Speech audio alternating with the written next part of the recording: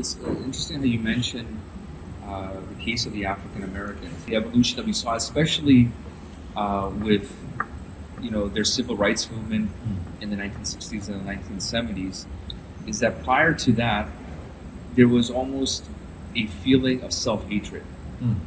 Because they looked upon their history as something lowly, something that they should be proud of. They looked at Africa, for example, as being something that's backwards, and we're lucky to be here in more advanced civilization and things like that.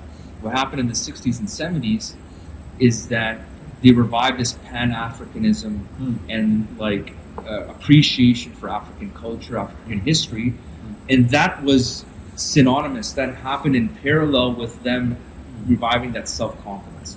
You understand what I'm saying? Absolutely. So it's almost like it's needed.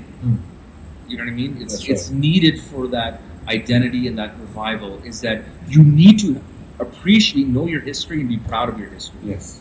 Because it seems like the colonizer makes you hate yourself by making you hate your history and not knowing your history. That's right. I mean, right now as we speak, even Muslims are being conditioned into thinking that our history is not all that great. Muslims did not achieve all that. There is another view, let's say, or there are nuances. Sometimes people speak in academic terms, and they're trying to undermine your history and your heritage, right? That's why it is necessary for us to rediscover. Okay, and don't forget, behind the 60s and the 70s were people like Marcus Garvey, right? There were people who woke up, and they realized what was happening, so they started to talk about it. And the first thing is to talk about it, talk about the problems, talk about the history, and what caused those things to happen, and then how can we resolve those things? How can we prevent these things from happening again?